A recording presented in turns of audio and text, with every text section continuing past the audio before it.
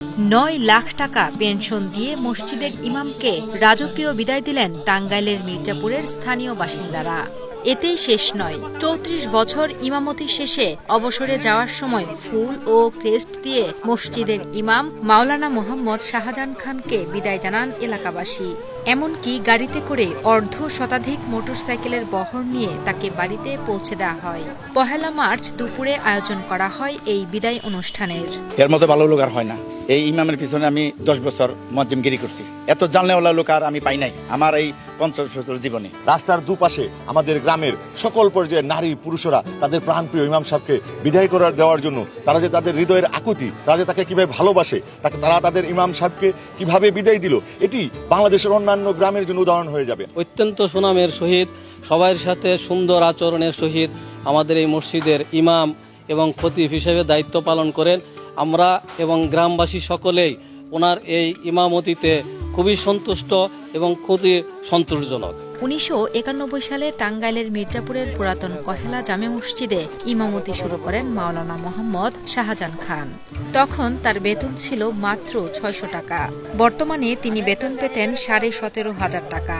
দীর্ঘ এই সময়ে অসংখ্য মানুষকে কোরআনের শিক্ষা দিয়েছেন তিনি।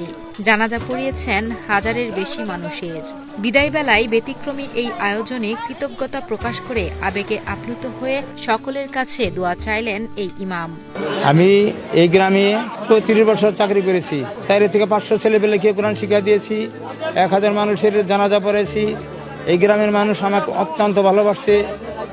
এই গ্রামের মানুষ আমাকে বিদায় লগ্নে 9 লক্ষ টাকা দান করেছে এবং অনেক কিছু উপঢৌকন দান করেছেন।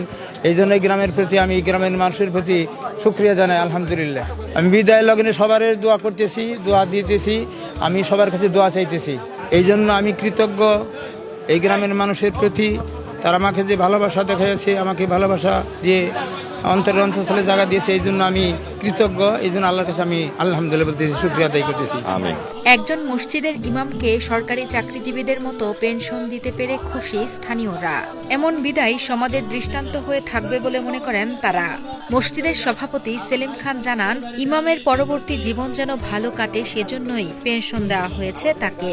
আমাদের এই ইমাম সাহেব উনি 1991 সালের জানুয়ারি মাসে এই আমাদের এখানে যোগদান করেন।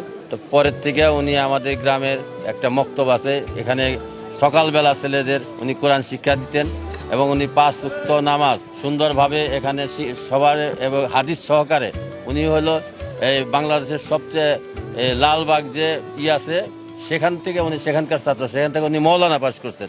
তারপরে উনি আমাদের এখানে যোগদান করেন।